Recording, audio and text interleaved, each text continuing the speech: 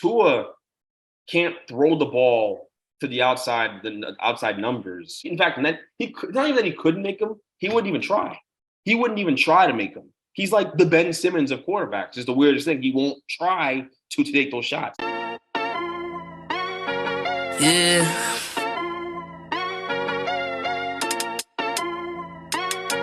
Yeah. Look at me. Bench Mob, they're speaking the facts that you wanna hear. They rep a jersey, the vision is clear. Diamonds glisten like a chandelier. You know what I'm here for, like Marshawn Lynch. At clutch time, we do not flinch. Real brothers, we do not switch. Hit home runs with the right pitch. Who run the city? What to do when they hating on you? I feel like Kobe 2010. Taking an L, all I need is a win. Business is business, you know how they go. You playing the seats, now it's time to grow. Tuning now, gotta be in the know. Showtime, bitch, my about to blow. I ain't seen from now.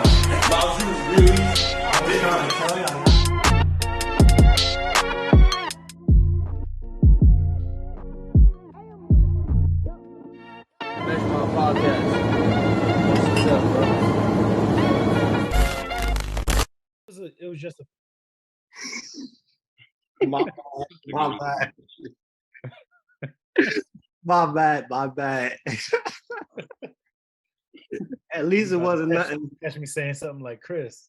Yeah, at least it wasn't nothing, something crazy like you was listening to the new R. Kelly album or something like that. Like, it wasn't nothing crazy. Yo, Apple took that off with the quickness. Like, hold up. Yeah, that's funny. We didn't know this joke was putting out. I admit it. Yeah, right. We didn't know this joke was dropping albums in jail. That's crazy. Just like the Lucius Lion Yeah. dropping albums in jail and shit. Yeah, welcome back to another episode of the Bench Mob Ent podcast. This is episode 223. Big three here tonight. One of our team members is out on a DMP. Miles, smooth operator Davenport, how are you doing tonight? I'm doing pretty good. The Knicks we're rolling right now. We're gonna talk about Knicks tape. We definitely talking Knicks tape this episode. Greg, Mr. Hot Takes, debates your mother sends me. How you living? I'm good, bro. I'm good. I'm ready to get into it, honestly. We're gonna start off right here with Brock Purdy, man. Brock Purdy last week, 16 for 21, 185 yards, 2 TDs, 1 rushing TD. Started off tonight's game, 10 for 10. The kid's looking good. Are they actually better off with Brock Purdy over Jimmy G? And do we see with Brock Purdy the ceiling being that they're a Super Bowl team? I feel like it's about the same. I think it's really the system. Like, this just shows that Kyle Shanahan's system, like, you could just throw anybody in there, and as long as they follow it to a T, this is what happens. Like, this just makes me think, like, what's going on with Zach Wilson? Like, you can't do any of this. You can't make the simple throws and make it look easy. Because it's not like Brock Purdy's throwing deep shots. He's not on his Mahomes. He's, like, dumping it off to McCaffrey, taking 5-yard hitches and letting the playmakers do what it does. So, I mean, that trade for McCaffrey comes up big because now they're out like Debo for a few weeks, and this is a workhorse back. So I like this team. I think Brock Purdy, it's a good story, but we'll see once, they get a little further along and they start playing some more aggressive defenses, what happens when he's faced with a little pressure. I couldn't agree more. I think it's more of a system thing than anything else. I don't know that. No, let's just be honest. I don't think that Brock Purdy is better than Joe Garoppolo. We certainly can't anoint him as better than him off of 1 game or 2 games now, because I know Thursday Night Football is in progress. But I'm gonna say it's more about Kyle Shanahan and his genius and the way that he runs his offense and everything he has around him. And I think a lot of guys could be really good in that system. You can take a lot of quarterbacks in the league and make them serviceable. I mean, the team can still make it to the Super Bowl because the NFC is just not that strong this year. So that's really where their strength lies. But I think at some point, if they draw the wrong matchup in the playoffs, some team can take advantage of the fact that Brock Purdy can't make call the throws and force him into those situations where he has to if they can stop the run enough. If you stop their run game, then it puts Brock Purdy in these terrible situations. I think even tonight, he's been in a couple of third and long situations and just can't make the throws to move the chains and keep this thing going. So you can already see the deficiencies and why he was drafted last, right, in the draft in last year. So yeah, I mean, he's not better than Garoppolo, but that team, the ball bounces the right way, they can still get to the Super Bowl. That's how strong they are everywhere else. It's just your quarterback matters a lot. So I'm going to bet against them getting to the Super Bowl with Brock Purdy. I don't think it'll happen because I think he has to make. He's at some point have to make a big throw, and I don't know that he's going to make it. And I'm talking about a big throw on third and long to keep things going. I just don't see it. You think if they match up against Philly? Yeah, Philly can stop the run. Philly can stop the run. They can win a battle in the trenches a couple times and force Brock Purdy into situations where he has to make big plays, and that's where you can see that come back to bite them. So Philly could definitely Philly should get them out of here. Let's just be honest, right? Even the Cowboys, but the Cowboys less likely because they make mistakes to shoot themselves in the foot, and that's the difference between them and the Eagles. But the Cowboys should beat them too. There's no reason why the Cowboys shouldn't beat the 49ers with Brock Purdy at quarterback. So either one of those two teams should be able to beat and move on. It's just a matter of obviously the Cowboys not being the Cowboys for 48 or 60 minutes in a game, and we can't bet on that. They got too many outside distractions, like Micah Parsons talking about other teams' quarterbacks whenever he gets the chance, or him talking about foreign policy and affairs because he's suddenly a diplomat, and I didn't know that. So they've got a bunch of other things they got to worry about. When you look at it, basically the cream of the crop, then how you guys view it, NFC is 49ers, Eagles, Cowboys. Those are the three only teams that actually have a chance, you think, to actually make the Super Bowl from the NFC. Yeah, there's no one I'm forgetting, right? Is there anyone I'm forgetting? I don't think so. I think those three teams are the cream that rises. That's it.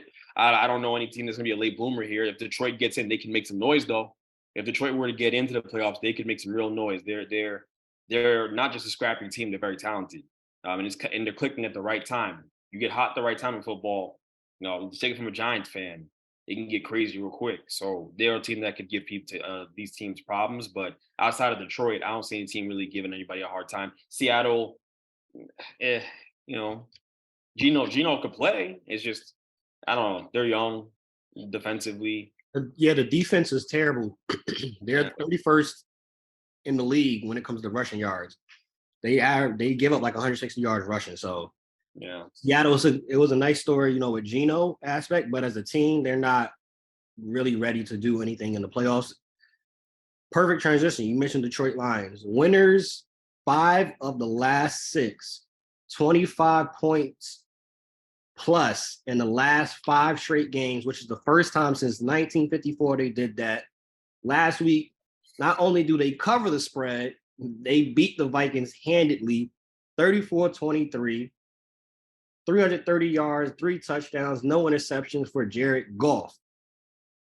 Side note with that, Justin Jefferson, 11 catches, 223 yards. Justin Jefferson, different level. But now Detroit, which we talked about it before the show, they're in playoff contention. This week they're playing the New York Jets. Detroit, 7th in passing, 26 points a game. The Jets only allow 18 points a game and are number 3 in yards allowed and number 4 in pass yards allowed. How do you see this game going? Jets, Lions, who wins this one? Both are fighting for playoff position too. Jets lost last week to the Bills. They got their revenge. I think it's a must-win game for both teams, right? Both teams need to win desperately. That they can't afford to lose. I'll let Miles start. I'm curious what you got to say. I mean, I have my thoughts, but I'm curious to hear what you got to say, being the resident fireman Ed over here. No, for this game, it's going to be a tough one. But I like the Jets' odds at home because, we got the fan base, we got the defense, and those two things kind of feed off of each other. Like the fans get the defense rolling. Hopefully Mike White can, stay upright this game because when he's making the throws. Like it's not like he's losing this game, but it all comes down to how does Jared Goff play against this defense? Because let's face it, this is probably the best defense he's played all season. And this is a must win. Like they've been talking about giving him an extension. Maybe he's the QB of the future. Well, it comes down to these games late in the year. You got to win. So I like the Jets' chances always. Every week, I like the Jets' chances, but I think we're going to run the table from here on out. That's in my opinion, because I'm looking at the schedule. Lions are next. We got Seahawks down the road, Dolphins. Those are winnable games, and it's the fourth quarter now. When you break up the season into quarters, you gotta finish. I was inspiring. But I don't even know how. This is not a game I want to pick. Obviously, I'm probably known at this point for not wanting to pick games, and because it's just a risky proposition. I don't know. Again, this game can go either way. It really can, because the Jets defense could just dominate the game. It could just win the game outright, and that could just be the end of the story. But I think it'll come down to being able to stop the run for the Jets. The Jets can stop their run game, and their offensive, that's easier said than done, because their offensive line is probably the one of the best in football, like a top 3 or 4 offensive line. So that's easier said than done. They can't stop the run game. Jared Goff's going to play pretty well. He'll play pretty well. He'll be serviceable. He'll have a good game. He'll have a couple touchdowns, right? And I think that's really what it's going to boil down to. But if they can stop the run, then this thing could unravel quickly, because you get your pass rushers getting downhill, going after Jared Goff all game. And he's going to be seeing ghosts. It'll be tough. It'll be tough, and it's going to be cold. They play in a dome. I have my doubts on the Lions in this one, and they're still the Lions, right? Do you really shake off that kind of stink? Is there a deodorant that really masks that kind of smell, that kind of odor that comes with being a Detroit Lion? I'm not sure if we found one that's strong enough yet. So I'll pick the Jets. I'm talking myself into it in real time, but I have my reservations. I mean, is Mike White even is healthy enough to actually go out there and fling the ball around? I know he's going to play. Is he 100%? That's probably not. So how does that affect him? It's interesting. It's really interesting. And how does Amon-Ra St. Brown do against Sauce Gardner? I'm asking questions right now, because I'm not gonna say you're not gonna have any answers. I'm not clairvoyant. I can't tell you. But Sauce Gardner versus Amon-Ra St. Brown is one of the best matchups we've had all year, wide receiver to cornerback. So I'm interested to see how that turns out. And if Amon-Ra can get the better of him, because he'd be the first wide receiver to do so. No one else has done it yet. So that'll be interesting too. But there's a lot of great matchups in that game. But I think it'll be a low scoring game. I think the Jets will probably come out with the win if they can stop that run game. Quinnen Williams playing really well. So I'll go with that. I know he got hurt too, but he should be playing, right? So I'd go with Quinnen. Yeah, I think he got hurt, right? No, he's probably not going to play. He hasn't practiced all week, and it's changing real time. Hey, that's a massive hole. That's a big deal. Damn. Yeah, if I were a better, I'd stay away from this game. All right, I don't know. I'm gonna change my pick, because I'm kind of scared now. That's kind of weird, because that's a big deal. He controls the run game. He stops run games. That's what he does. He also gets after the pass rusher. He's a good pass rusher too. He gets after the quarterback. I don't want anything to do with this game at all. But I'm gonna say Lions, because I heard about that. Oh, but the Jets can still win this game. It's a coin flip. But I'll say Lions because of that fact. Hey, you said Detroit Lions. Can you wipe that stink off? I think this is the year that they do it. They have me as a believer. I think they get this game. I think the Detroit Lions actually get into the playoffs. I got Detroit getting to the playoffs. And hey, I've been on this soapbox probably for the last month. Detroit, before the Thanksgiving game, I'm like, they doing something in Detroit. They look good over there. Dan Campbell is coaching that team up, and now they're getting healthy and they have more weapons. Jared Goff said it perfectly on Sunday. We now have some over-the-top weapons to help out Amon-Ra St. Brown in that running game. So I think the Detroit Lions they're not pretenders in regards to making the playoffs. Make noise, probably not, but because it's still Jared Goff. But I got Detroit winning. You mentioned the points. Over under 44.5. What we taking? Under. I think it'll be an ugly game. It's probably gonna be snowing and rainy in the Meadowlands on Sunday. I haven't actually looked at the temperature, but 37 and sun. that's a pretty nice weather. No, it's not. What are you talking about for It's cold as hell. December in New Jersey? It's nice weather, 37 in sun. It's cold as hell for us. For them, it's fine. I'll take. Yeah, I'm gonna take the under. I'll take the under. I think it's gonna be a game that's just comes down to defense and slugging it out. Not a fun watch, but if you're a Jets fan, you'll be entangled because it means something, right? Or if you're one of the 4 Detroit Lions fans that actually exist, it'll be a game that you have to sit down and watch too. So I'll take the under, but it could easily be over too. I know I'm doing a bunch of cop outs right now. It's not fun, but this is just a weird game. It's just a weird game. It is. No Quentin Williams makes this thing really messy. Cause I would have picked the Jets. I really would have. I think the more opportune word would be that Jets fans will be locked in because entangled has a different meaning now. But Jets over under. I like the over. I think Mike White's gonna sling it. I think he's gonna sling it. I mean, what we saw against Buffalo was impressive because he was making throws, staying in the pocket, not scrambling, and just firing dots to people, even with the rib injury. So, and I don't think the Lions defense is as good as the Bills defense. So, I'm expecting a big game out of him. Garrett Wilson, of course, he might be top 8 receivers in the league right now. I don't want to say top 5 yet.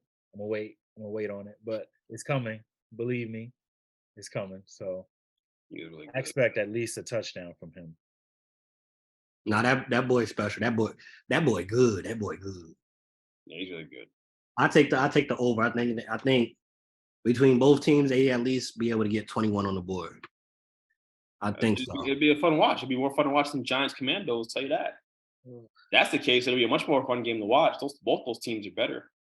And that's perfect because I have the next thing that we're going to is Giants Commanders. Giants. We already talked about it on the show. We predicted it.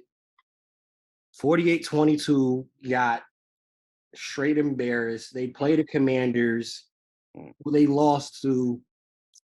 They tied to, but they could have won that game. They lost. Tied to.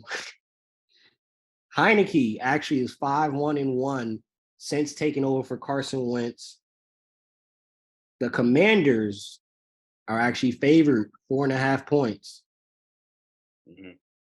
How do you see the Giants-Commanders game going, especially being that most believe this game is going to decide which one of them get into the playoffs? I don't think the Commanders are very good. I'll be honest. The Giants haven't been good either, but the Commanders aren't better. That's my honest opinion. That really is. That's my honest opinion. The Giants lost that game because they shot themselves in the foot last time they played. They were up. They had an opportunity to put them away early in that fourth quarter, and they just and repeatedly and never did it. They couldn't get a field goal. Right, they're up 7. Couldn't get a field goal to put them away. A field goal ends that game. It was embarrassing. So I think the Giants will be healthier for this game, having Leonard Williams back, having certain guys back. I don't know if Adoree Jackson's going to play, and that matters. That definitely matters. But even with that deficiency, even with the guys off the street playing cornerback, they still had the Commandos on the ropes in that game in the fourth quarter at home. And so I think they'll do it. I think they're going to win this game. I really do think the Giants are going to win the game, but I'm certainly not holding my breath. And I will say this in the podcast here because, and again, I always have to remind myself it's not a Giants podcast, but I will say that if the Giants don't win this game, I don't want them to win another game this season. Don't win another one. I would rather lose out the rest of the way at that point for obvious reasons, right? For the quarterback prospects, just to get a better pick in general. But yeah, I think they'll win the game. I do think they'll win the game. Overall, I think they're a better football team, top to bottom, just in terms of where you need to be, right? I think they're going to win. They can win the game in the trenches with their defensive line. They're coming alive. Kayvon's playing great football. Ojulari's playing amazing when he's out there. He's played like 3 games. He's been amazing. He has 4 sacks, 4 fumbles. So I think they have a real chance to win this game and actually get themselves into the playoffs here. And they're playing the perfect team to do it. There's no better opponent they could have played than this stupid football team that isn't even that good. They're not even that good. They're not. But nothing would surprise me. If they went out there and lost, I wouldn't be surprised either. I'll say it. Another cop out. I'm sorry. But I think the Giants will win the game. I do think the Giants are going to win. I see it. And also, I'll say this too. I know this can't come up.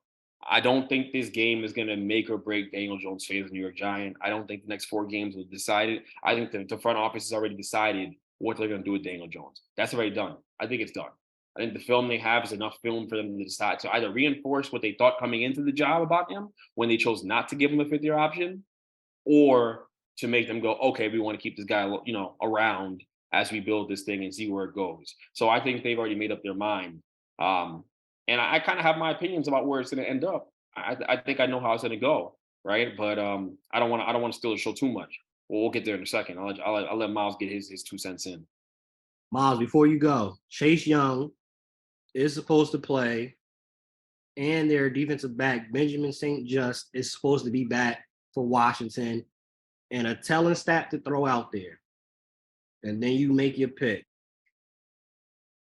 Night games, the New York Football Giants are on an 11-game losing streak for night games. The Commanders, on the other hand, I believe are 5-2 their last 7 night games.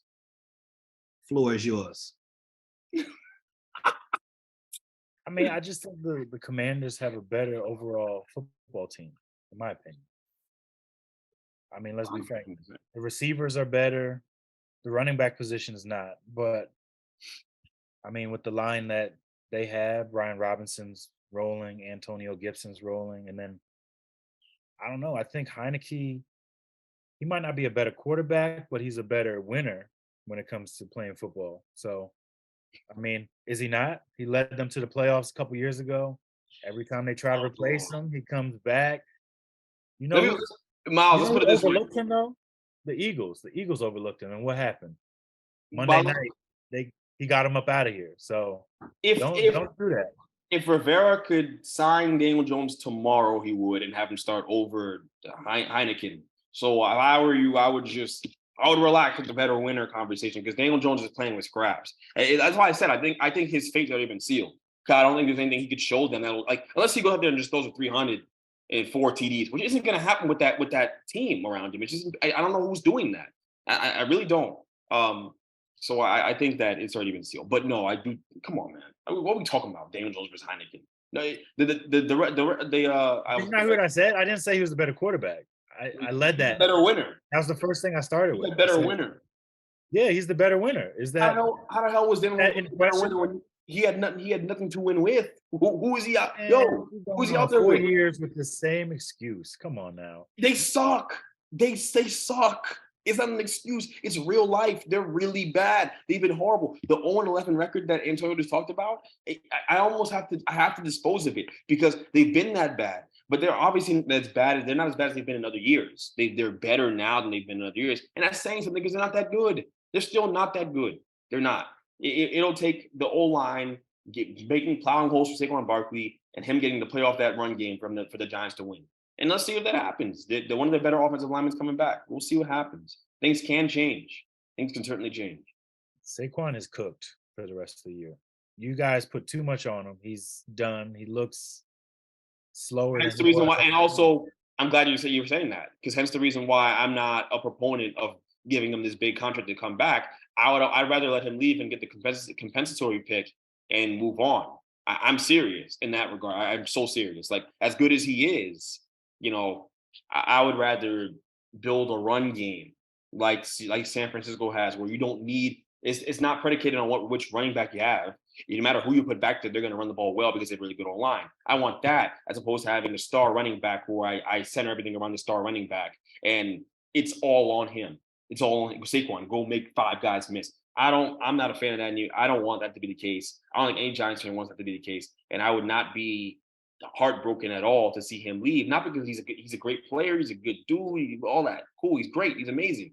But that's not the point. Whereas from a team building aspect, I don't think it makes sense to pay that guy that much money, especially if the Giants aren't going to pay Daniel Jones too. I don't get that part. So like I wouldn't allocate money towards running back and not the quarterback. Doesn't make sense. Just not the way it works. So yeah. Do you think possibly you mentioned San Fran and their running system? The thing with San Fran, yes, you could plug any running back in there, but they do have 2 to 3 running backs that are actual threats. Do you think maybe, hey, y'all keep Saquon, but y'all build it out where y'all don't have to rely on just him solely in the running game? Like, I don't think I agree his production has gone down, but that's because it's him. Literally, y'all treat him, he's the Black Christian McCaffrey in regards of y'all got him running, he's catching out the backfield. That's a lot on one person's shoulders, bro.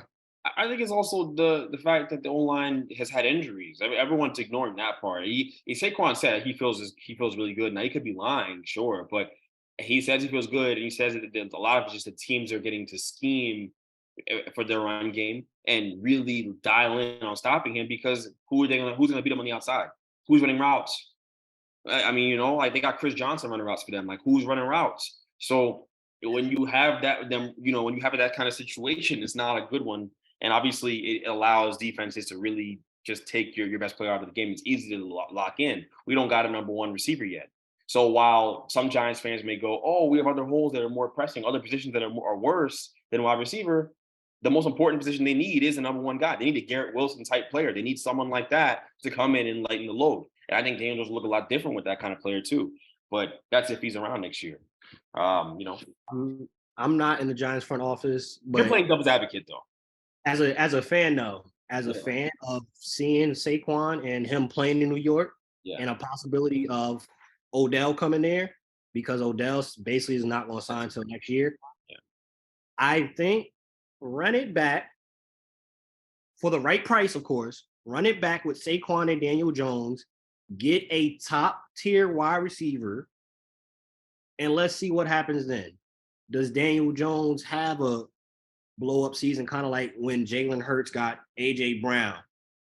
Does Saquon now last all 17, 18 games, being that, hey, y'all can't just load up 8-9 in the box?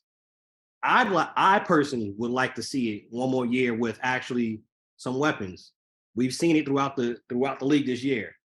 Quarterbacks, once you get them some weapons, unless you were talking about the Pat Mahomes of the world, the Aaron Rodgers of the world, the Tom Brady's of the world, when younger Tom Brady, you get them some weapons. Even when Tom Brady got some weapons, my gosh, wow, it's literally night and day once you get some weapons, which is why I could see Miles' frustration.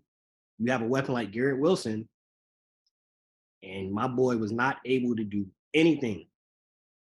Mike White is using those weapons way better than Zach. Yeah, I agree.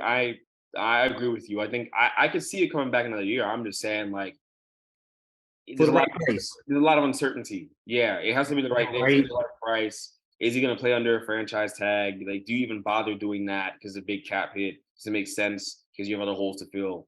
Who knows how it shakes out? It's hard to predict. I love hearing all the people like act that they know what's about to happen.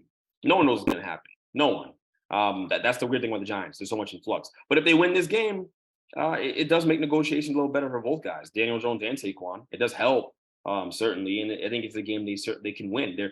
I think those two guys can lead that team to a win. I do. I think with the O-line getting a little healthier for them, they'll find some holes in the run game, have some success, and they'll find creative ways to get guys involved and put pressure on the Washington. That team isn't good. Look, Heineken isn't that good. I'm sorry. I just don't see it. I'm sorry. He's not that good. He's really not. It's not that I'm overlooking him. He just has obvious limitations to his game. He has moxie. He makes up for it in other ways. He's crafty. He's all that. He's Andre Miller in his 30th year in the NBA. That's my comparison for Heineken. It's that, right? But he's crafty. You got a bunch of up fakes. He can get you in the air. Or get a line, get the free throw line. It's cool, but he's gonna take a chance in that game, and the Giants will take advantage of that. Get him on the ground, sack him, and catch the interception he's gonna throw because he's gonna throw one or two. He's good for that. He'll throw you one. He definitely will. Miles, you got the Commanders winning. They're favored 4.5. You taking the spread? That's a lot.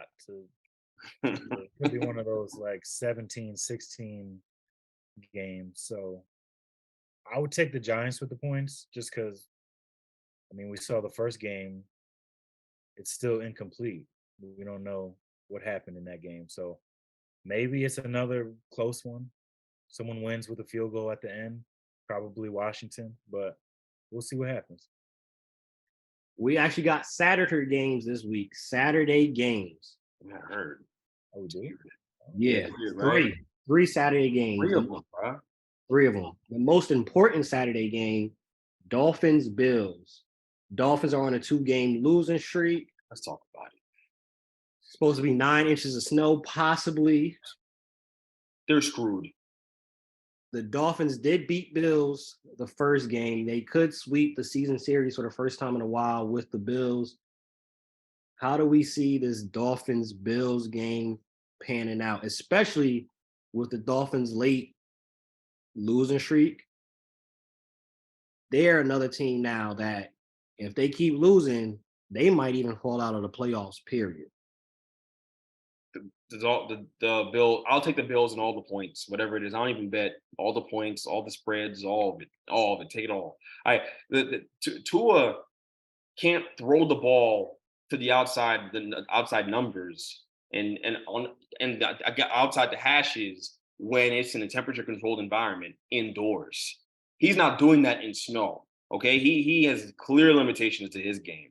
And we watched. I'm sure you guys watched that Sunday night game. It was painful to watch, honestly, how the Chargers were just literally guarding the inside of these receivers, making sure they couldn't get to the inside the numbers, so you can throw the ball in the middle of the field, and leaving the outside throws wide open. He couldn't make those throws. In fact, not even that he couldn't make them. He wouldn't even try. He wouldn't even try to make them. He's like the Ben Simmons of quarterbacks. It's the weirdest thing. He won't try to take those shots. It's very odd. Because he can't do it. He has clear limitations to his game. And the Dolphins know that. And Mike McDaniel's smart. He's crafted an offense where you can throw the ball inside the numbers repeatedly, and they've made a living off of that. And he can underthrow Tyreek Hill in some deep balls because Tyreek Hill makes up for it because he's so fast, and Waddle as well. But when teams are going to use that script of taking away the inside throws, and you can't even try to make the outside throw, you know what I'm saying? Like, that's nuts. That's nuts. Like, that's a lack of arm talent. That's a guy who can't be your franchise quarterback when you can't make those throws. You can't, like, it's impossible to sit in the pocket and not be able to rip the ball to the outside hash. You can't do that. I don't see how you can be a franchise quarterback in the league. So we're watching his demise because this ain't something that gets better with time. He unless you can go curl 40s in his sleep and hopefully wake up in the morning and be able to throw the ball and rip the ball down the field. I just don't see it. I'm sorry. So I had to get that one off because I was really frustrated watching that game and thinking about all the times Miles sat on the podcast here talking about, no, he's better than this guy. He's better than Daniel Jones. He's better than this. I don't have a question about Daniel Jones' arm strength. That's not my concern. Okay, but this guy can't do it. He has physical limitations. He cannot, and it sucks. He's a nice guy. I wish he had all the success in the world. I was rooting for him. I even called him an MVP candidate earlier this season on this podcast. I did that. You know what I mean? But teams weren't taking away the inside throws at that time, and now they are. They've adjusted. I should have seen it coming. So that's my fault. But here we are. Hey, the thing that's concerning too, whether it's 1 inch, 2 inches of snow, with it being cold, with the temperatures like that, the Bills obviously are used to that. Games like that, and Miles and Greg can definitely attest to this, being fans of the Jets and the Giants and seeing games like this. What comes in handy with that is being able to have a run game. The Dolphins are 29th in the league for rushing yards per game. So in a game like this, so what Greg said, give me the points, give me the spread, give me the over-under, whatever it is for Josh Allen, whatever it is for the Bills running game, give me all of it. Give me a 12-leg parlay for the Bills game. Everything Bills. Miles, how you see this game going? I don't think you're going to see anything different, but how do you see this one going? I mean, in this one, I'm rooting for the Bills because that just brings us closer to the Dolphins, and I have a feeling that the Dolphins and Jets are going to meet Week 18, and it's going to be whoever wins that game gets in. So I need them to lose, but like just looking at it from an outside perspective, the Bills are the better team. They're playing in conditions that they've played in before.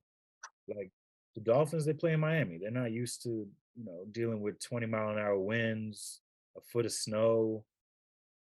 I'm sure they don't even have the right gear to play in. They don't have cold gear out there in Miami. So for Tua, it was concerning to see what he did last week against the Chargers, who don't even have a really good defense. Honestly, they're missing guys on defense, guys in the defensive backfield. They're missing Joey Bosa, and they still made Tua look shaky.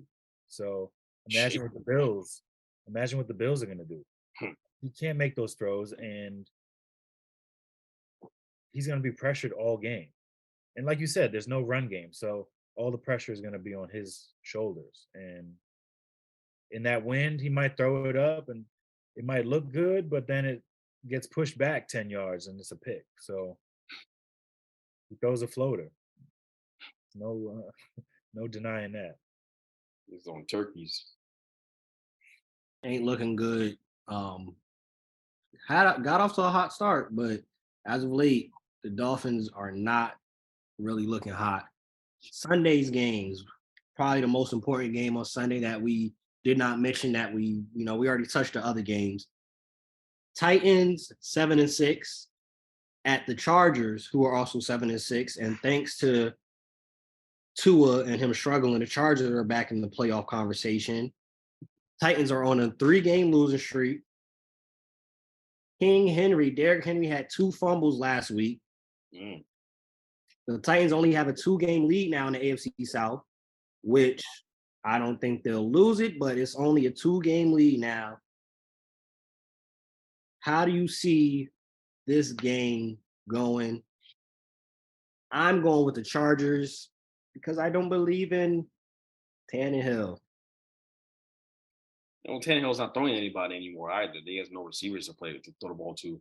So Derrick Henry's. You see, there it is, right? Like talk about Saquon being cooked.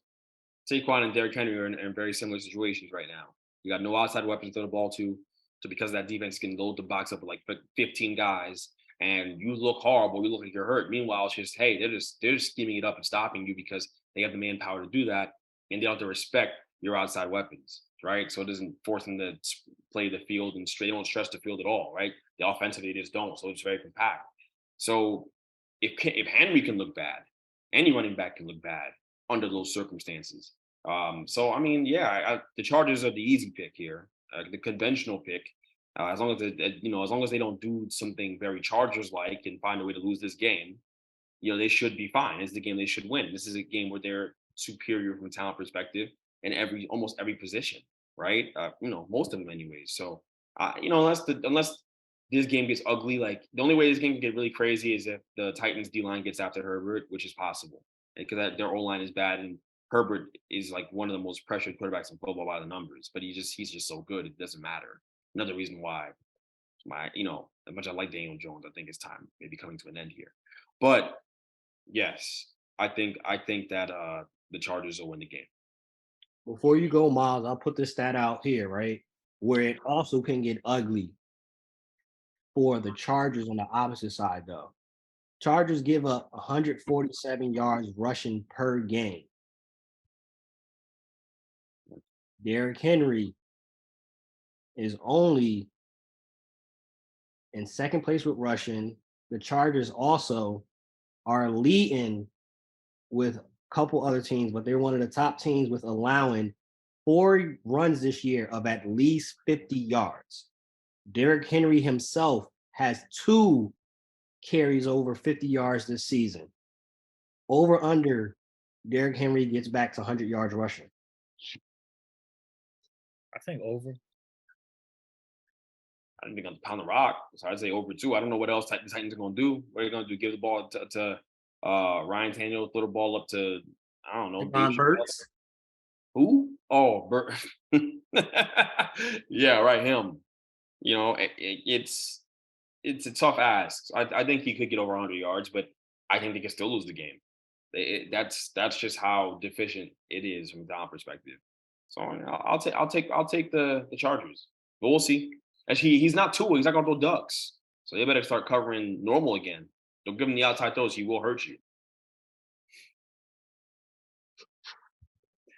No, for this game, I like the Titans. I think the way you slow down a high-powered offense is you run it. And like you said, their run defense isn't that good. So I expect a big game, at least 30 carries for Derrick Henry. And that's how you slow it up. You maybe a couple touchdowns there, make this a low scoring game, and try to pressure Justin Herbert. Because for the Titans, that's the problem. Their pass defense is awful. It's one of the worst in the league. And the Chargers are starting to get healthy again. They got Mike Williams back. They got Keenan Allen back. Like he's getting his weapons back. And if you give him time back there, he's gonna tear you apart. So keys to the game, run the ball for the Titans and get after Herbert. So I like it like what, 20-16. Yeah, that can't nobody argue with the keys of the game in that aspect. I just think overall the Chargers are a better team and they'll figure out a way to win. And they've been playing better. And like you said, he's getting his weapons back. Sidebar. I don't know if there's some company, somebody needs to sponsor Zion because the amount of razor bumps this Joker has is absolutely disgusting. This junk look wild. It looked like he had some type of disease on his neck, bruh. Poor Zion, man. Is It's this like a is this a transition to Zion nah, MVP? nah, nah, it's not. I'm watching the game is in the background and I'm just looking at it. This man is in a full on sweat and the bumps on his neck is that bad. Like it's not even covered up. It's bad, bro. It's matching his jersey right now. I'm trying to get him a deal with Gillette. He needed to deal with Gillette. The Joker make millions. Could be diet too. We don't know what he eating. Might be a lot of Raisin Canes. You feel me? No, don't bring him into this. That's good stuff, man. I plan to indulge at least Twice. twice while I'm down in the dirty South over the next 2 weeks. I plan on indulging a couple times. I'll send y'all pictures. You see it.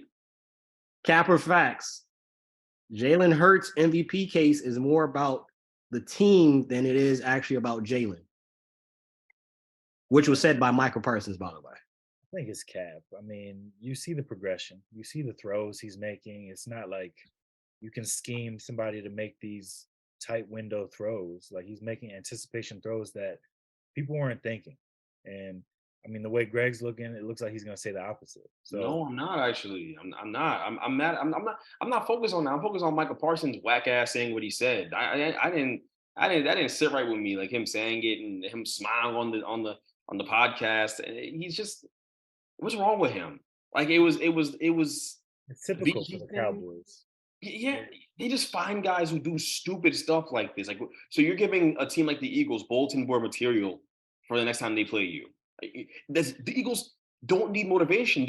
They're really good. They're a complete football team. They can win the Super Bowl like that. They're that good. They should win the Super Bowl. They're better than the Cowboys are. And you're gonna light a fire on this guy's behind when he's throwing a ball to two all-world wide receivers and an all-world tight end who's coming back real soon and Goddard. I don't understand the logic. There is no logic. The Cowboys are stupid. They find ways to lose when it matters, and they're gonna find this. This is gonna come back to bite them. We all know it. This is typical Cowboys. This is the same movie, the same terrible song on repeat over and over again for the last 21 years of my life. It's all I've seen. It's all I've seen in my life. Is these guys finding ways to fumble it repeatedly, literally, right? And this is another example of that. So lighting a fire on a Jalen Hurts doesn't make any sense. It doesn't. He's the kind of guy who thrives off that. He really is. I'm not. I am not here to say it is about the team more just about Jalen Hurts. It's a team game. What are we talking about? Noah would have looked good right early in that situation, right? I know he had a good line, but there were deficiencies there. He's gotten better. He has to deliver the football still, even though there are new wide receivers. So I'll give him the credit. I'm gonna give him the credit where the credit is due. He's a damn good quarterback. He's probably gonna win MVP this year, probably. You know, I can't indulge in this conversation like it's a serious one. You know what I mean? Like I see where Michael Parsons was going, but it's a conversation for us to have here at Bench Mob, not a conversation for him to be having as a member of the Dallas Cowboys when you guys see these guys again. And trust me, they're gonna take it right to him. They're gonna take it right to him. He think he untouchable right now because he got some sacks. You see, this is what happens. Y'all call people Lawrence Taylor. Y'all start to anoint him too early, and now his ugly ass gonna go on a podcast talking about all this nonsense. Get me mad, bro. The thing is, I could see where he's coming from I and get it. mindset because when they played him, Jalen Hurts only had like 177 yards. They started off hot. The Cowboys actually came back, almost won the game. Yeah. So in his mind, I could see where he's saying, like, yo, this y'all champion, this y'all king. He struggled against this Cowboy squad. So I get where he coming from. And me personally, he's definitely improved his game, and he probably will win MVP, but my MVP is Patrick Mahomes. Patrick Mahomes does not have two weapons like that. He does not have a Devontae Smith and an AJ Brown. My MVP would be Joe Burrow for the same reasons your MVP is Patrick Mahomes. And I just mean like purely best quarterback, purely the guy who just makes it happen for his team in the midst of adversity. Joe Burrow would be my MVP. Yeah, I can say that because Chris isn't here. I can say that the big cat himself. But I can say that now. But in seriousness, like I know there are awards in Jalen Hurts game. I look at Jalen Hurts the way I feel like if Daniel Jones is in that situation, he could do something similar. Would he be as good? No, but they would be good though. They would be really good. They'd win 12 games with him in quarterback because they're a really good team, complete team with the best O-line in football. I really believe that. I really do believe that. So I'm not trying to diminish what Jalen Hurts is doing. I just think that Jalen Hurts is in the same tier as other quarterbacks. And that's probably what Michael Parsons was trying to say. Michael Parsons was probably trying to say he's not on the tier of Patrick Mahomes. He don't put fear in our heart. And that's fair. But that, like you said, though, Von Miller can say that. He has the podcast. He's not playing towards ACL. He's done. Yeah, and he's not seeing Jalen Hurts anytime soon unless Jalen Hurts is suddenly a doctor and performing his surgery. You are seeing these jokers possibly in the playoffs on top of seeing them in 2 weeks. So you're going to see them in 2 weeks. And then how it's panning out, y'all might see them in the playoffs. And this is what you decide to do, Mike. And it's not like, again, it'd be different if this was, the 2007 Patriots. We're undefeated. I'm going to talk whatever I want to say. The Cowboys have had their struggles this year. I don't know how. And you know what's crazy is that he's saying that. It's ironic. He's saying that, and people could make this case about Dak Prescott. His entire career has been like that. Because from year one, he came in 13-3. Was it not more about team then? I don't understand. The irony kills me. You know what I mean? Like that part doesn't make any sense to me. And even now, he's come back from his hand injury. He has 8 interceptions. He's 14 touchdowns, but 8 interceptions. He struggled. He struggled. He has his warts. He has warts in this game. So to be talking about Jalen Hurts, that's a misuse of your energy, my guy. It is. Get off these podcasts, get to work, lock in. I can see why he wasn't a Giant. It always kicks me about why he wasn't a Giant, like why it kills me, because he's so talented. But I can see why, because he's an idiot. He's an idiot. He's an idiot. And he puts his foot in his mouth more times than you can count. All right. And again, it ain't just this. 2 weeks ago, he thought he was a foreign policy. He thought he was sitting on the board of foreign policy members out there talking about BG and her situation, talking about why they didn't bring back the Michael. Right. Like, what are we talking about now? So now you want to, okay, Barack. So that's what we're doing now? You don't even know what you're talking about. You don't even know what you're talking about, man. Just play football. Look at his breast thing. Next cap of facts. CP3 is not a top 5 point guard all time. Oh my God. Cap of facts. I only bring this up because Boogie was on a podcast recently. He said CP3 ain't top 5 point guard all time. This is annoying. It's an argument. You can make the argument. That's why it's annoying. That's why it pisses me off. I don't like this. I don't like it. Because the obvious, you can go, oh yeah, he didn't win rings. He didn't even win MVP. How can he be top 5? And then I heard Boogie say that Russell Westbrook's top deserves to be in the top 5 more than CP3 does. And I blacked out. I blacked out. I lost consciousness. You know, some people drink to lose consciousness. I hear stupid crap like that, and it makes me black out. Look, statistical accomplishments matter in the conversation, yes, but do we not watch basketball anymore? Like, is that not what we're doing? I'm not saying, and Boogie should know he played against both of them, right? He may have a problem with that. They may have had a couple run-ins in the NBA, him and DeMarcus, right? It was personal, right? That it has to be personal because there's no world, in no universe is Russell Westbrook a better basketball player, straight up, than CP3. I'm sorry, no. The compilation of numbers that Russell Westbrook did was incredible, and I'm not going to turn it into the Westbrook bass session. No, he's got enough going on. I don't need to do that. But to say that he's not top 5 all time, it's utterly ridiculous. Also, I'll say this because it's good for the show. And if you post this clip, I'm sure it's gonna go crazy, right? Because people love to come cape for Westbrook. Again, I will reiterate: there is no world, no universe, not here, not in the afterlife, not in whatever you believe. There's no world where Russell Westbrook is better at basketball than CP3 is. None, and certainly not a better point guard. Certainly not a better point guard. None. Okay, you can say whatever you want about CP3. Say whatever you want. He's a dirty player. Yes, he is. He's had his shortcomings. Yes, he has. He is shrunk in the big moment. Yes, he has. True. But those Clippers teams are never going to make it happen, man. It was never going to happen. Okay, and you can't rely on a guy who's not. He's not even 6 foot. He's not even 6 foot. He's 5'10". Let's keep it a stack. He's NBA stat to be lying. You're not gonna rely on a 5'10" dude to create all your shots for you in a playoff series on a stretch. His body's gonna break down. That's gonna happen. He needed a guy like Bron next to him, Paul George next to him, you know, a big time wing, Tracy McGrady next to him. Think wings like that, right? To help him out, right? To make his life easy. Has he ever really had that? Ever? As you think, Blake Griffin is sure as hell not an example. Blake Griffin just do like the run and jump. Okay, he was Tarzan. He's a basketball version of Tarzan. That's what he is. Okay, but he was never the skill guy. So let's keep it a stack. Let's keep it a stack. Like, I'm here to defend CP3 because in a world where we trash on Kanye's taking a turn. Kanye wants to piss on him in the media. You know, everyone wants to pile up on Chris Paul. But the reality is, since Kanye revealed that CP was sleeping with Kim, they're 1-6. Just throw that out there. That's not why they're 1-6. That's not why they're 1. CP's old now too. Like, it's just not the same. You know, it's just. Miles, do you have CP3 in your top 5? Because Boogie, I was with Boogie on his conversation till he brought Russell Westbrook in there. I was with him till he said that point. Because you can't make that argument. CP3 is in the top 5 point guard all time. Yeah, you can. I mean, is he better than Steve Nash? That's who Boogie brought up. Boogie put him in that conversation.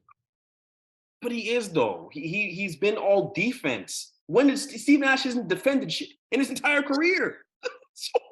Like, what are we talking about? You know what I mean? Like, it's just crazy. Like, no, bro. Like, CP is so underappreciated for how good he is because there's the other stuff you can talk about. The fact that his failures have been so public, so they stick in your mind. You know, you can't wash it off. But you can't forget how great he is. He is he's an amazing player. He's a guy who would go to an OKC and they're trying to tank and they end up in 6th seed because he just brings he's a winning basketball player. He makes all the little plays. He does that while still being able to get you a bucket. He can still get you 30 points any given night with his physical limitations in the new age NBA. And a guy who isn't taking a bunch of 3-pointers, by the way. That has to be his mid-range game is crazy. He's shooting over 6'8" with ease in the post. I think that's something that will forever that you have to bring up as one of his biggest feats is taking that OKC team to the playoffs. Was nowhere, nobody expected that. He took them to as a 6 seed at that too. Not person you mentioned, all due respect. Russell Westbrook averaged a triple-double. They was only like an 8 seed that year. Come on, bro. To throw that out there. Next, Capital Facts. Practically the same team, by the way, too. practically the same team. Pretty much. Draymond Green is soft for having that fan kicked out because it is allegedly said that the fan, only thing he said was, we're giving you, it's a case, we're letting you chill because we should put hands on you for what you did to Jordan Poole. Draymond is soft for that cap of facts. Facts. I agree because the thing that people forgot, Jordan Poole is from that area. Come on, bro. Facts. Of course he's soft. You know what's really messed up? He had guys like Stephen A. Smith and all them talking about it on TV the next day, and he made it sound like it was like the guy threatened to do a bomb threat on him or something. Exactly. You know what I mean? He made it sound like the guy did some, like he really threatened him on some like terroristic type stuff. Like it was about to get crazy. Like he thought he said, "Oh, I'm gonna shoot you after the game" or something. All he said was, "You're lucky. We're gonna let that slide." Are you serious, Draymond? Did the tough guy act you put on every day, and you can't take that from the crowd? That's crazy. They was throwing batteries at Bron. What are you talking? They were throwing nooses at Bron in Cleveland when he came back, and you can't handle that? Are you serious? Calling them all types of porch monkeys and all that stuff, and you can't handle the guy telling you got lucky for letting you slide? Nah, man, I can't rock with that at all. Draymond and the tough guy actor makes it worse. You know what I mean? Like you have the whole tough guy shtick, and you can't handle someone saying something like that, and that you got to get him kicked out. And I saw Noah said this, and he's right. I'll give him credit. What part of the game is it where we getting black fans kicked out the game now? That's not what we're doing. We cannot do that. They're not. And no, it sounds stupid, but it's not. Okay. Milwaukee did the right thing. They're allowing him back, and they're actually gonna give him some tickets to the games. He'll be able to come free. I think they sent an apology out and everything. So we're saying allegedly, but from what it sounds like, the Milwaukee Bucks did their research, and it actually is true. He didn't say anything out of pocket. No. And for Draymond to do that, and like you said, everybody was basically talking about it like it was terroristic / racial things that was said towards Draymond. Some people made it seem out like it was somebody from the mountains of Caucasus that said something to him. But in actuality, it was somebody holding this man accountable for what he did to Jordan Poole. Nah, I can't rock with Draymond on that one. Like you said, on top of it, you the tough guy act, and you could have lasted in the 90s. What you think they were saying in the 90s? Right. They would have they really, especially because Jordan Poole's from there, they would have just saw you at the hotel, Draymond. Facts. Miles, you thought it was, what do you think it was? You thought it was fair or foul? I don't know. What do you say? Captain Fat.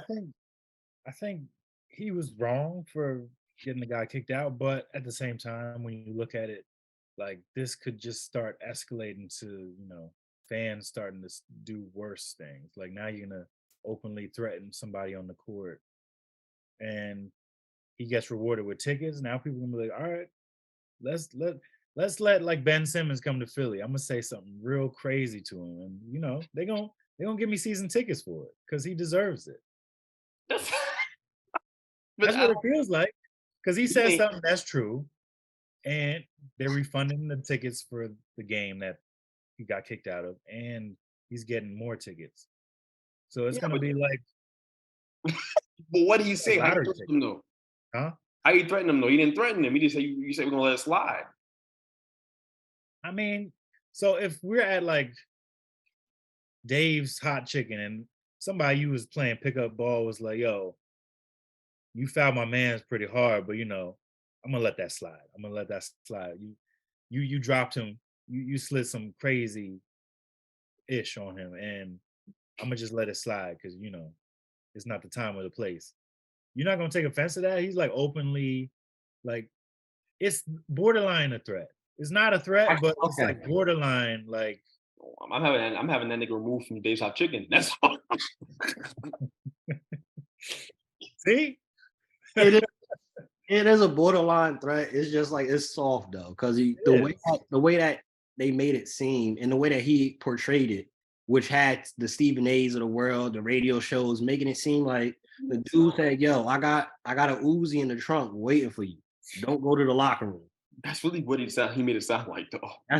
That's what he made it sound like. If he was just honest and he said that, all right, yeah, just how you explained it. That is a borderline threat in our community. You insinuating something. Yeah. But But you at know, the it's same funny time, because you look at it like if it wasn't Draymond, it wouldn't be such a big deal. Like if you threatening like Delonte West or something, it's like all right, whatever. But you also you gave us a real life example. He gave us a real life example. He gave us a real life example saying that if it was me at D's, I chicken and that happened to me, what would I do? But also, I'm not Draymond. I'm not walking around here with my chest puffed out talking about I'm from Detroit, I'm from Saginaw toughness. I'm from South Orange. So in South Orange, if you say some shit like that, I'm getting you kicked out of Dave's Hot Chicken. You know what I mean? I'm just saying. So I'm not built like that. And I am comfortable in not being built like that. I'm getting you kicked the hell out. That's all I'm saying. You know? Last cap of facts. We don't really talk about this team unless they doing something crazy, unless they in the news, unless it's for negative. But quietly, Nets are 8-2 in their last 10 games, 4-game winning streak. Have the Nets figured it out? Cap or facts? Facts. On the court, it works. On the court, it works, man. The Jock Vaughn, shout out to Jock Vaughn, man. He's coaching his behind off. He's doing a great job. He's doing something that I had never seen Steve Nash do, which is weird. Just put KD and Kyrie in a pick and roll and let them tear defenses apart with the shooting they have around them. Dude, he's doing an amazing job. He's navigated this job so well since getting it. Kyrie obviously coming back from his situation, and it really feels like the distractions, the big headline stories, the nonsense is behind them, and that's the cool part about being a Nets fan right now. They're just hooping. So whether you win or lose every night, it's just a weight lifted off your shoulders. You can just worry about the schematic part of the win or loss. You don't got to worry about whether or not Kyrie's going to show up tomorrow because he might be at a rally or something. Like that's done, and it's really really fun to watch and enjoy as a Nets fan. So I think they figured it out, man. I really do, and I think that win in Indiana the other night, I believe it was last weekend, was huge. Because if you remember about the KD trade saga, he was saying, "Oh yeah, there were nights where I didn't play and we didn't win." Well, you got a real coach in there, and you went out there without any of your top guys. I think literally the whole starting rotation, like the rotation, the was out. It wasn't even just starters. There was everyone they rotated in and out was out, and they win. Cam Thomas gets a 30 ball. Now, I happen to think that was not a coincidence and that they're going to trade Cam Thomas and they were showcasing him to the league because they're going to try to upgrade the team. But it's fun, man. It's a fun time to root for the Nets. They've got a real chance. They got a real chance to, I think, with a trade for a big, they've got a real chance to be a team that to be reckoned with in the Eastern Conference and win a championship. Because this league is full of parity right now. No one's running over. There's no favorite. No one's like, oh my God, I was so scared. The Bucks just lost by 50 tonight. No one's scary. No one's scary. It's the time to strike is now for the Nets. Really, with Kyrie being in a contract year, it's now. I think they realize that. So I think they'll make a move. But they figured it out, man. They're playing good ball. Jacques Vaughn definitely has figured out a couple of lineups. Kyrie, Curry, Joe, Royce, Katie at the 5. They're plus 26.9 rating. Yeah. Kyrie, Joe, Katie, Ben, Claxton. 153.3 offensive rating and 123.3 defensive rating, plus 30. So he's found out some lineups that actually work.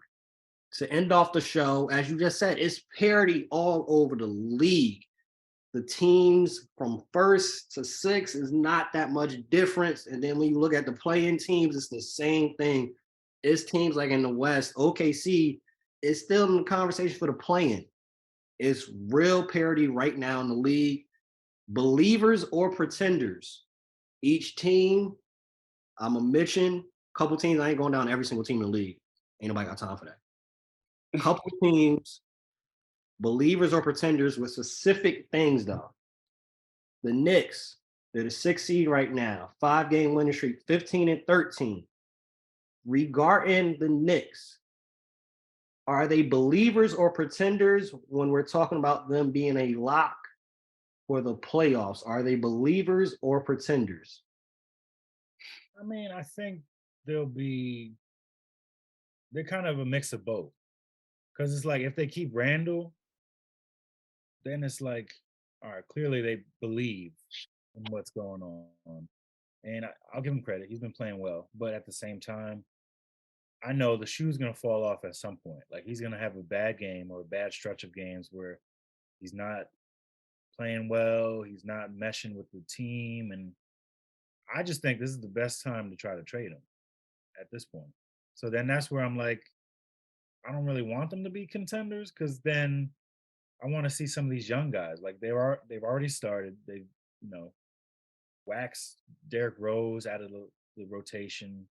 Cam Reddish, they're trying to trade. Fournier is French. So I mean, I want them to be good, of course. But at the same time, what is this year gonna do if we make it as the 6th seed and we don't see any growth out of like Obi, or we don't see any growth out of like RJ, and because he's the third guy, he's played well the last couple games, but like Randall clearly is a high usage guy, and that's a lot of money to be paying a guy who's really maybe a second or third option on a team. So while he's played well, like I said, I want to get him off this team. Like Jalen, cool. He's the point guard of the future. Like he should be here for the next 10 years. And they finally got it right on that end. But they made a mistake paying Julius Randle all this money because he's not that guy. Like he's good, but he's just not that guy. So, maybe look at trading him to the Suns or something like that. Get like Jay Crowder, and Tibbs can find a way to make it work. Just get real gritty and get some gangsters out here. Like I don't want Julius Randle. Like we're so lucky we won that game last night, because for us to have like 24 seconds on the shot clock at the end of the game, and for us to take a like 20-footer fadeaway, I'm like, thank God we have Jalen Brunson. Otherwise, we would have blown that game. Like that game was ours the whole way through. And yeah, I don't want this turned out to be longer than I wanted it to be. Basically, I don't want us to be contenders. I want us to lose some of these games because we got a lot of picks. We're not going to win much right now with Randall as our top dog. So get him off the team, lose, fire everybody. Hey, before I go to the next team, Jalen Brunson, y'all got it right with that. Like you said, he saved that game. I don't know what it was that happened in OT. I don't know if somebody went up to him like, hey, you had your chance. We're putting the ball in Jalen's hand, because that was absolutely abysmal and terrible IQ that Julius Randle literally just held the ball that long to end the game and came away with a fadeaway air ball jump shot to try to win the game. Let me say one more thing, because for him, usually the best thing for a player is to see the shot go in, but for him, that's the worst thing, because once he sees it go in, all right, he's on go. He's chucking. He's taking threes. He's taking fadeaways. I'm like, yo, this is not even your game, some of these shots, but you're doing it on ESPN. So, yeah. Let me just say, he is the worst body language in basketball. Julius Randle, like I turned the game on and hadn't seen anything. I actually turned it on right after he did that bullshit where he took that terrible shot before overtime and regulation and left 0.7 on the clock for the Bulls to almost win the game on a lob where he should have been called for a foul anyways and should have lost. You know what I'm saying? But I knew how that game was going just by looking at him. Just looking at his body, like he reeks of just terrible body language and just a guy who's horrible to be around. I feel like within that team, obviously we can't speak to that, but it just looks bad. It just looks really bad, which probably makes it harder to trade him too. I think the people in around the league probably take note of that. You don't want to bring that into your locker room, so it's tough. He's not making it easy. He's a talented guy, but he doesn't look enjoyable to be around at all when you watch him. Just like outside looking in, right? You know what I mean? It's hard. I think that's a big part of the reason why he's not gone yet. But them not firing Tibbs is weird to me because up until this recent winning streak, they were the most average team, maybe in NBA history. Like they were literally like down the middle, split even. They were win one, lose one, win one, lose one. It was ridiculous. Like it's just very odd how just average they were as a team. So, it'll be interesting to see how it unfolds. But I think they are a playoff team in this East.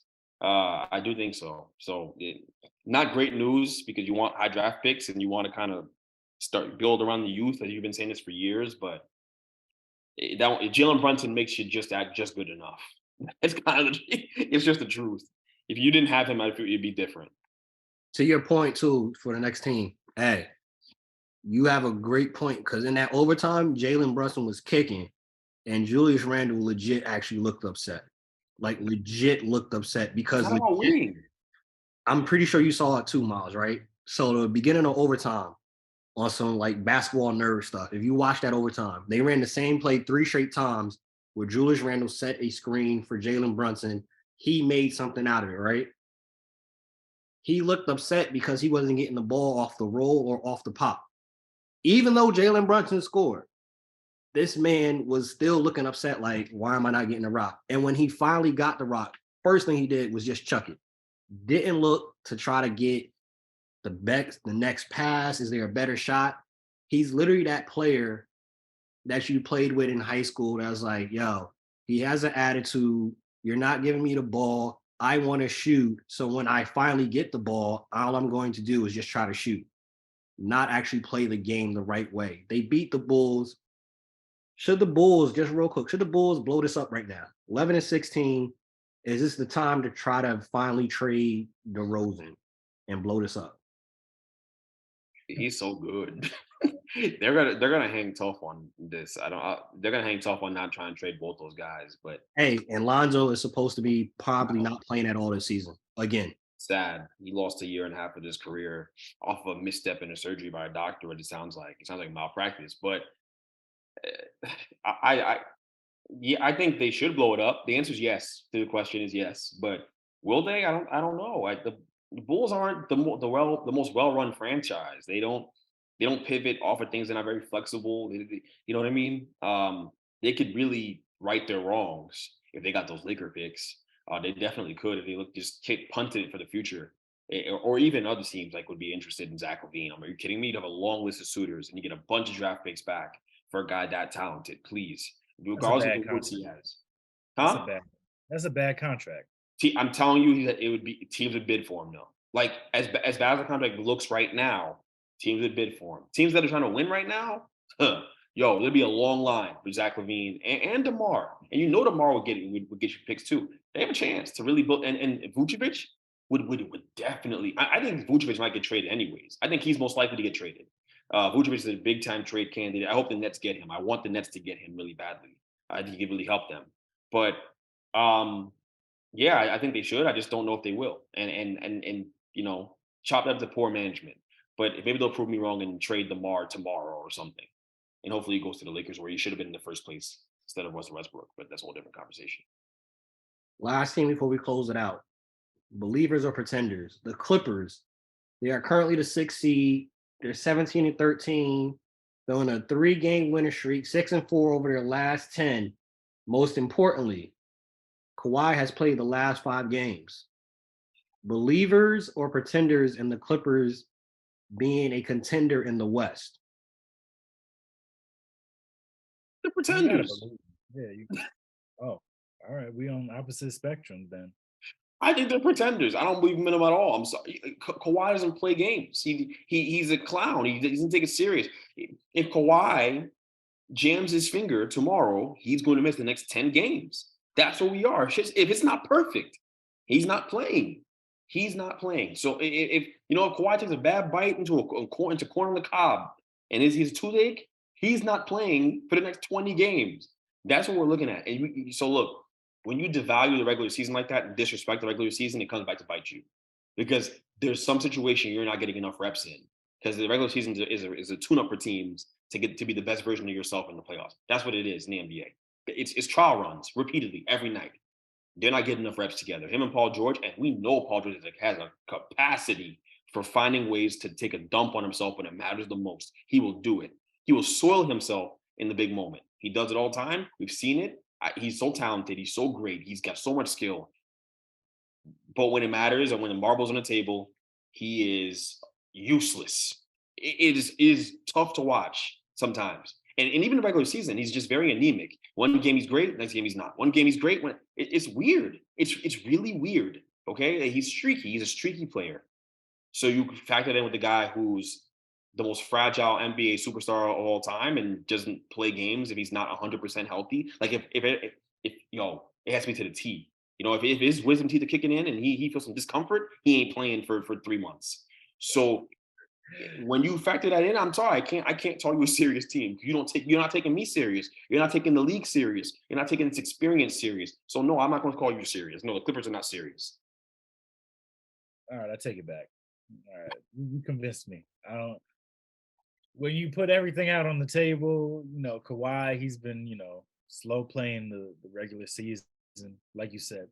You can't really do that and get your rhythm. And then Paul George he's been banged up too lately. So it's like what looked like the best situation for the Clippers a couple years ago has turned into like a nightmare kind of, because you have to roll with this. Like you can't, punt on this big two because you put all your eggs in this basket. So, I mean, if they can both stay healthy and, start playing more games, then yeah, I think they can be really good. And they've got some good pieces alongside them. John Wall, once he, gets going too.